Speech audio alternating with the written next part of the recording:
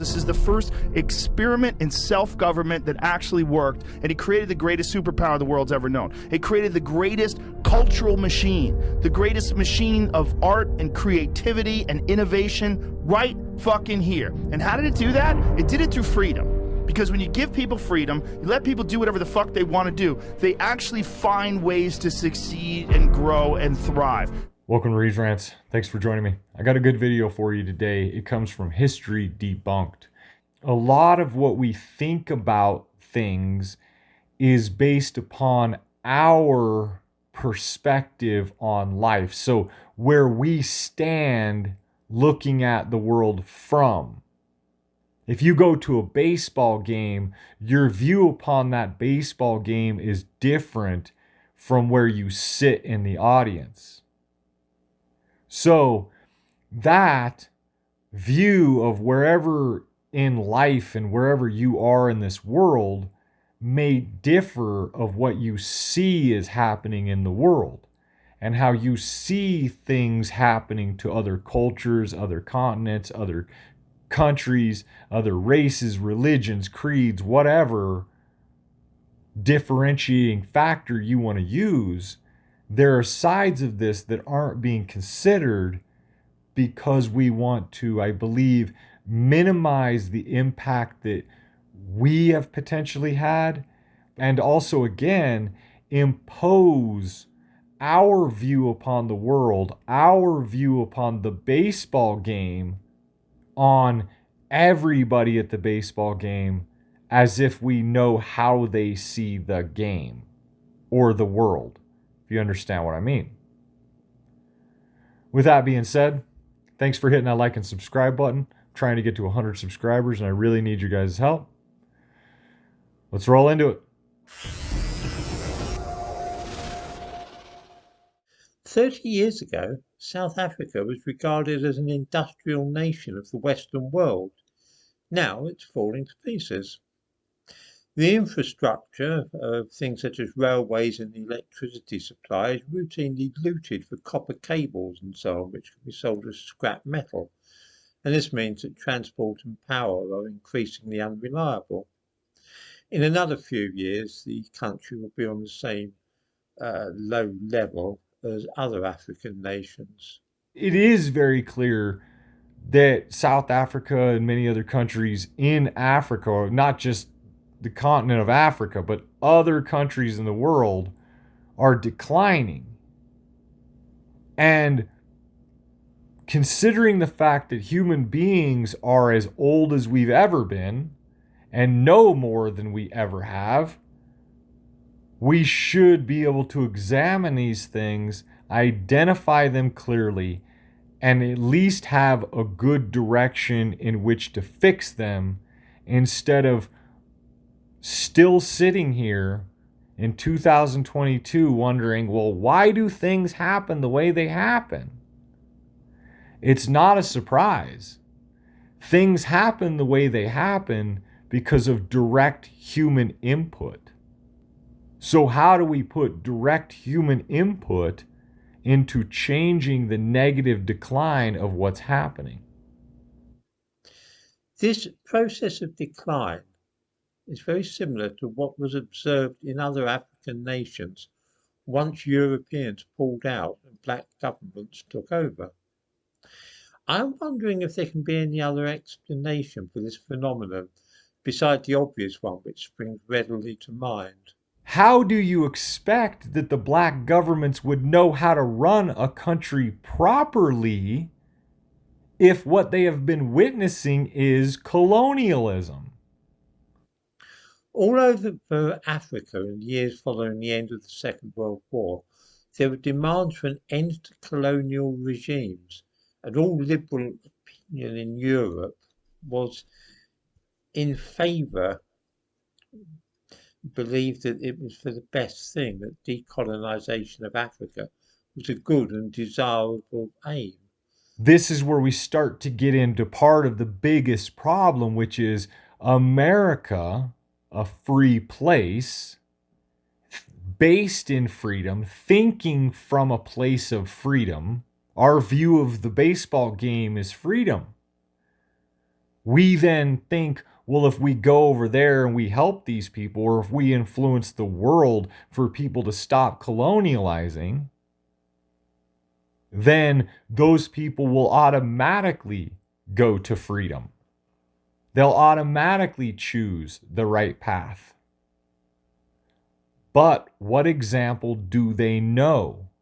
The theory was that the colonial governments were actually holding back the Africans, and that if only they would leave, then those nations would soar to the heights. All the mineral resources in the countries would be used for the benefit of the people living there. People will use their resources to benefit their own countries and to the betterment of their people. But we're dismissing the example that was given for a long period of time prior to them giving their freedom. So, what they saw was an example of colonialism. So, how then would they do anything different with their resources other than mismanage them? Because that's what they've been trained to do, is mismanage their resources and give them to somebody else for somebody else to profit, not for the betterment of their people. Of course, what actually happens now is that the money still flows out of these countries to Europe, but these days it goes into numbered Swiss bank accounts held by corrupt African politicians. That's the example that was set for them. That's the continual future that they'll perform. They don't know a different way. Anybody who aspires to lead a country in Africa has seen the example of how to enrich yourself and not the people. The idea that Africans were being held back by European power in Africa doesn't really hold true. It doesn't look as though it's likely. Quite the opposite case. It rather looks in retrospect as though it was the European governments, the colonial administrations, which were having the effect of pulling up the Africans, of raising them from their previous positions. A lot of what he's saying could be misconstrued as racist, but the real truth is what he's saying is ignorant. He's imposing this idea upon people to say, if it wasn't for us coming along, you would be nothing. And it dismisses the influence at bare minimum and says, well, if it wasn't for our greatness coming along, you would have never been anything. You can never know that because you influenced it. The lot of all the ordinary citizen has in many cases in African countries become worse than was the case under colonial exploitation. Conditions for the average person in South Africa have not noticeably improved since the end of the white government. This is not a cheery thought after we in the West spent so long denouncing apartheid and urging freedom for Nelson Mandela. So, right there, you bring in the point that Nelson Mandela was hoisted into power by Europeans and by communism. And that somehow that has nothing to do with how the people of that country and or the people of that continent are affected. That the basis and foundation in which these people believe everything is in communism and colonialism. It's not based in freedom. It looks, at least on the face of it, as though sub-Saharan Africa was generally in a pretty poor state before the coming of the European colonists. So the imposed belief system is that if we white Europeans wouldn't have come along and brought you up out of your natural living as, tribes of Africa, if we wouldn't have influenced your life to make it better, then you would be this horrible, natural living tribal people of Africa who would have never brought themselves up out of living in tribes and living the way that we all did at one point. There are tribes living this natural life that Africans lived still in the Amazon rainforest. There are tribes still living in these natural forms in Africa. And just because those people don't make radios and TVs and cell phones and rockets and all the things that we do, isn't to say that they're living in poor conditions. Many could argue that the movement from basic tribal living to our civil living, air quotes civil living, has had some dirty parts along the way that didn't look so civil compared to those people who've always lived that way. Certainly there was no industry there, no medicine, no science, not even the wheel had been invented. I don't know for a fact, but I think it's a little bit of a stretch to say that not even the wheel had been invented, considering Egypt is also in Africa and the pyramids been there a long time. This imposed belief system that the center of the world was always white Europe. This is where his thoughts are based in. This is where we as people need to question, where are our thoughts based in? Where are our foundation of view of the whole world based in?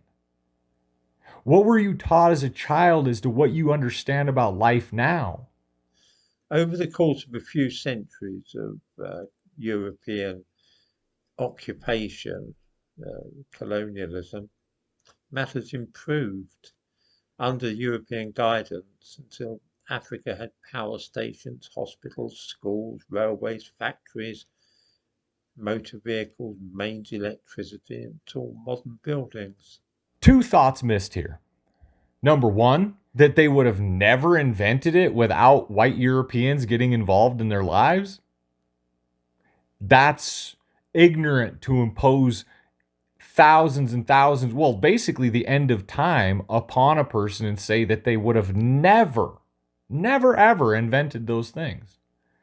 And the second point being that the only reason why white Europeans believed that they needed power stations and these, rail stations and all of these things was because white Europeans needed that infrastructure there to take the resources off of the continent, not to help the people.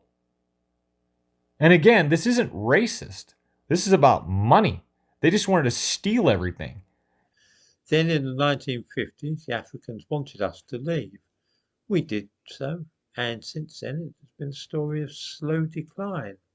In some places, South Africa, for example, the slow decline has accelerated into a rapid nosedive.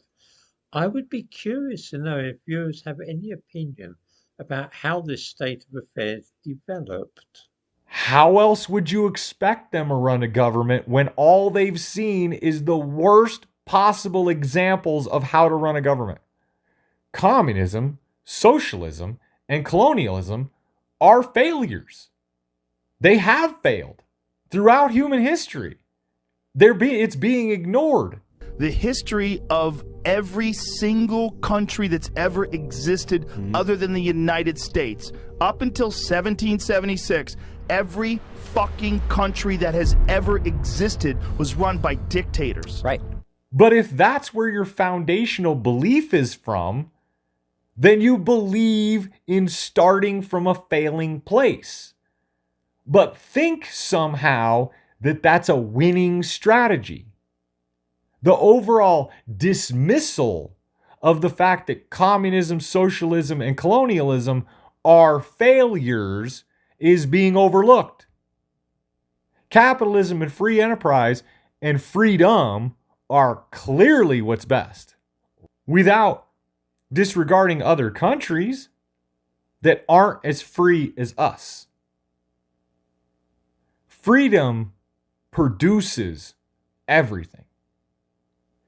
If you don't have a foundational understanding of freedom, then how would you ever know what freedom is? And how would you ever know that communism, socialism, and colonialism are wrong? With all that being said, thanks for hitting that like and subscribe button. Trying to get to 100 subscribers and I really need your help. Thanks for watching. Later.